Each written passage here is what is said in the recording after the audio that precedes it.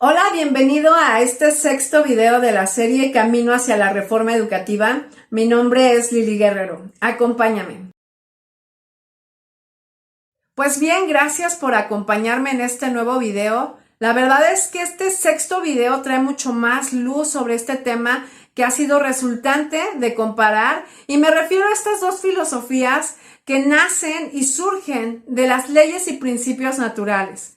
Ya te comentaba que desde el video 3 hemos estado abordando una comparación de dos filosofías que se derivan de estas leyes. Una es la filosofía educativa de Charlotte Mason, educadora británica, reformadora de la educación, que vivió a finales del siglo XIX y principios del siglo XX, con la filosofía de agricultura natural de Masanobu Fukuoka, un filósofo y agricultor japonés que vivió en el siglo XX. Pues bien, si has podido seguir la consecución de estos videos, te darás cuenta que en cada video he presentado 2 o 3 citas comparativas entre una y otra filosofía. Lo interesante aquí es que yo llegué sin querer a la filosofía de Masanobu Fukuoka, y leyendo sobre la revolución de una brizna de paja, que fue una propuesta de agricultura natural que da mucha luz del problema de la agricultura actual, pude entender y comprender y contrastar citas que conozco de la filosofía de Charlotte Mason. Definitivamente estas citas nos traerán mucha luz sobre cuál es el verdadero problema de no apegarse a las leyes naturales. Pues bien, sin más preámbulo, vamos a iniciar con esta primera cita que dice: los 3 métodos, natural, tradicional y químico, dan rendimientos similares, pero difieren marcadamente en su efecto sobre el suelo. El suelo en los campos del señor Fukuoka mejora con cada estación. Durante los últimos 25 años, desde que dejó de labrar el suelo, sus campos han mejorado en fertilidad, estructura y en su habilidad de retener el agua. Pues bien, no sé si pudiste ver los videos anteriores, pero si no, voy a darte un poco de contexto. En esta cita se hablan de 3 conceptos, de 3 formas de hacer las cosas, de 3 métodos: el método natural, el método tradicional y el método químico. En el video pasado comenté brevemente a qué se refería cada uno, y creo que para que no te pierdas en el video, si es que no viste el anterior, voy a decirte rápidamente. El método tradicional es aquel método al cual nuestros antepasados se habituaron a hacer ciertas prácticas, pudiendo sí tomar ciertas cosas de la naturaleza, pero también alterando algunas otras. En el caso de la agricultura química, vemos ese uso de elementos externos y ajenos al entorno natural en donde estamos trabajando. Hacemos uso de plaguicidas, abonos, pesticidas, compost y muchas cosas que no pertenecen precisamente a ese ambiente. Cuando hablamos de métodos naturales, evidentemente estamos apelando a leyes naturales, estamos apelando a un método que no va en contra de la naturaleza, sino que usa el conocimiento de esas leyes. En la agricultura y en este caso en la educación, los 3 métodos van a producir que nuestros hijos que aprueben exámenes, escalen los niveles escolares y obtengan finalmente un papel que acredite que han culminado sus estudios. Aún con todo eso, pudiera ser un rendimiento a corto plazo, pero para que sea un rendimiento a largo plazo tenemos que apelar al método natural, porque el método natural va a promover el uso correcto de esos elementos, va a conocer esos elementos, va a conocer esos principios y los va a usar a su favor para que ese rendimiento no se dé a corto plazo, sino a largo plazo, tanto como ocurrió en los suelos de los campos del señor Fukuoka. Ahora hay una parte en la cita en la que dice: siguiendo el método tradicional, el estado del suelo a lo largo de los años permanece sin variación. El agricultor obtiene cosechas proporcionales a la cantidad de compost y estiércol que incorpora. Bueno, ya vamos a ver aquí un poquito más analíticamente a qué se refiere cada uno. Aquí nos está hablando particularmente del método tradicional. Y efectivamente, si algo puede resaltar aquí, es que en el método tradicional el trabajo más pesado lo realiza el agricultor, ¿sí? Y la cantidad de cosecha es proporcional a la inversión de estiércol, de compost y de todos los elementos externos que el agricultor tiene que poner en el suelo, en la tierra donde va a sembrar. Dime si no es como una comparación tan interesante porque los métodos tradicionales de hoy también descansan el trabajo intelectual en el maestro. Si el maestro invierte tiempo en la preparación del material, el niño puede recibirlo y en el momento puede tener una respuesta a ese conocimiento. Más a largo plazo, ese conocimiento, como no se aprendió de la manera correcta, es decir, apelando directamente a su mente, el niño va a perder ese conocimiento. Es más, ese conocimiento realmente nunca formó parte de él. Por lo menos en México se ha demostrado y hay una estadística muy interesante que habla de que los chicos al llegar a la prepa, al bachillerato, tienen prácticamente una amnesia de sus primeros años escolares. Aquí vemos precisamente que no importó qué tan preparado estaba el maestro, no importó las clases magistrales tan bien presentadas, sino importa el método por el cual el maestro promueve este conocimiento en el aula. Un método tradicional va a ser a corto plazo porque el resultado va a depender del maestro, de todos los esfuerzos que él haga. Efectivamente, hay niños que en la escuela y bajo este sistema tradicional pueden tener excelentes calificaciones. Sin embargo, si lo vemos a manera proyectada al futuro, el niño va a tener seguramente muchas lagunas de aprendizaje porque todo el trabajo intelectual lo realizó el maestro. Luego viene una segunda parte en esta cita que dice: el suelo en los campos del agricultor que emplea los métodos químicos se vuelve inanimado y se agota su fertilidad natural en muy poco tiempo.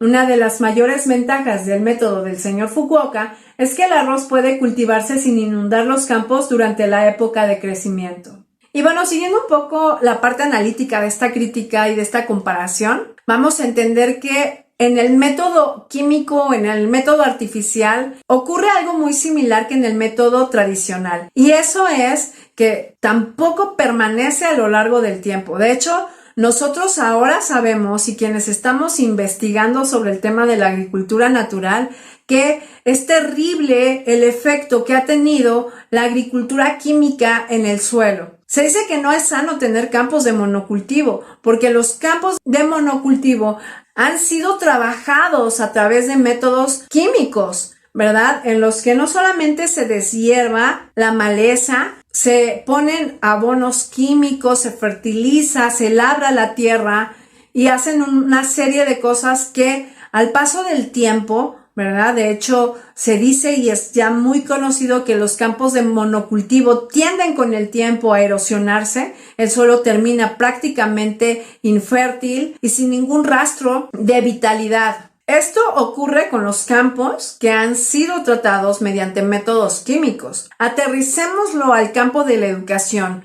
lo que ocurre cuando empleamos métodos artificiales. De hecho, los métodos tradicionales hoy son una combinación entre estos métodos artificiales y los métodos tradicionales. Que sí podemos ver que al acceder a muchas de las cosas que no siguen el curso de la naturaleza, se tiende a erosionar el suelo, se tiende a erosionar la mente del niño. Hemos visto una generación de egresados que salen de las escuelas prácticamente sin ningún interés de continuar sus estudios. Algunos sí, definitivamente, porque cualquiera de estos tres métodos va a dar rendimiento y la verdad es que el mundo de hoy funciona con base en qué tantos estudios tienes y qué tanta preparación tienes. Esto no tiene nada que ver con un verdadero interés del alumno por el conocimiento, sino más bien porque hemos aprendido que entre más conocimiento tenemos, mejor nos irá en la vida y creo que esa motivación no es la motivación correcta para poder tener una vida activa intelectualmente hablando, pero también espiritualmente hablando, porque ya sabemos, y Charlotte Mason lo decía, que la mente es espiritual, que la mente, por tanto, necesita un alimento espiritual, es decir, las ideas, el conocimiento. Y en ese sentido, creo que podemos percibir y ver que hay generaciones de estudiantes que salen, que egresan de las escuelas sin el menor propósito de continuar un aprendizaje intencional el resto de sus vidas. Y bueno, vamos ahora sí a esta tercera parte de la cita. Por medio de la agricultura natural, pueden rehabilitarse efectivamente los suelos que han sido dañados por medios de prácticas agrícolas negligentes o por el empleo de productos químicos. Y bueno, creo que esta parte es crucial de entender porque nos da ciertamente una esperanza muy grande. Ahora sabemos que hay manera, ¿verdad? La permacultura hoy está tratando de hacer algo por el medio ambiente, por aquellos que han alterado la naturaleza, la han abandonado y la han perjudicado a tal punto que ya han acabado con todo rastro de vitalidad en ella. Y bueno, la permacultura es una opción que utilizan y que han utilizado muchas personas que están también optando por los métodos naturales. Pero cuando leo esta cita, me queda muy claro que siempre hay manera de volver al origen, de volver a lo natural, de volver a esa programación que tenemos como seres humanos, una programación en la cual Dios operó cada una de esas leyes en la mente, en el comportamiento, en el sistema nervioso, en todo lo que somos. Si aplicamos esos métodos naturales tanto como ocurre en la agricultura, pero los aplicamos a la educación, también podemos rehabilitar ese suelo fértil de la mente de los niños. Hay muchas personas que consideran que porque sus hijos han pasado mucho tiempo escolarizados, va a ser imposible hacer algo por ellos para que vuelvan a recobrar ese amor por el conocimiento, ese gusto por las letras, ese gusto por la naturaleza, por las obras de arte, por la belleza que hay en el mundo. Piensan que entonces pues se atrofió una parte del niño y ya es imposible volver a esto. Y déjame decirte que esta frase no solo es inspiradora, sino es esperanzadora, en el sentido en que todo puede volver a funcionar de acuerdo al origen y a cómo fue programado inicialmente. No debemos olvidar que el niño nace persona con todas las capacidades y todos los poderes en su mente, pero que cuando nosotros dejamos de utilizarlos, los perdemos. Así es como funciona, así es como Dios lo programó, pero también en la medida en la que lo volvemos a ejercitar, nosotros podemos volver a tener todas estas capacidades en uso y en práctica. Y es ahí donde tenemos esperanza. Por eso es que promovemos y difundimos esta filosofía educativa, porque sabemos que nada está dicho. En el terreno de la educación hay esperanza, tanto como en el terreno de la agricultura. Hay esperanza para aquel que emprende un conocimiento de estas leyes, de cómo operan estas leyes, de cómo operan estos principios, y los pone en práctica un método natural que tiene la capacidad de rehabilitar el suelo más infértil de la mente del niño, porque lamentablemente lo que ha matado esa fertilidad han sido los malos métodos a los que nos han habituado. Así es que efectivamente quiero citar a Charlotte Mason para cerrar este video. Esta cita de Charlotte Mason que encontramos en el volumen 1 dice: toda seguridad, progreso y éxito en la vida proviene de la obediencia a la ley, a las leyes de las ciencias mentales, morales o físicas, o aquella ciencia espiritual que la Biblia presenta, que es posible comprender las leyes y obedecer las leyes sin reconocer al dador de la ley, y que quienes comprenden y obedecen cualquier ley divina heredan la bendición que procede de la obediencia, independientemente de su actitud hacia el dador de la ley. Igual que el hombre se abriga al calor del sol abrasador, aunque cierre sus ojos y se niegue a mirar el sol. Nuevamente la esperanza de estar apelando a leyes físicas, morales, espirituales, a todas estas leyes que definitivamente responden a la voz de un creador, a la voz de un autor, a la voz de una autoridad. Nosotros podemos hacer uso de estos principios y de estas leyes que ya han sido descubiertas, que ya se encuentran contenidas en 6 volúmenes que comprenden prácticamente todo lo que podríamos saber, no solo del tema de educación, sino también de crianza. Y bueno, solo para cerrar este video y a manera de conclusión, me gustaría comentar que esta serie de videos tienen un propósito que va mucho más allá incluso de lo que yo misma percibo en este momento. He sentido un llamado muy fuerte por tratar de entender todas estas leyes que operan a nivel mental, a nivel físico, y sé que esa es una tarea ardua, de verdad muy ardua, pero que durante el proceso definitivamente te he querido hacer parte, porque sé que este conocimiento es valioso para cualquiera que lo entiende, que lo practica, que lo vive en su hogar, en su vida personal. Estoy segura que tanto como yo no deseas que tus hijos permanezcan solamente siendo espectadores de un proceso educativo, sino que sean parte de ese proceso educativo y ese proceso educativo siga su curso durante toda su vida. Gracias por ver este video, no te pierdas los videos anteriores y los que seguramente haré en el futuro. Gracias por ver.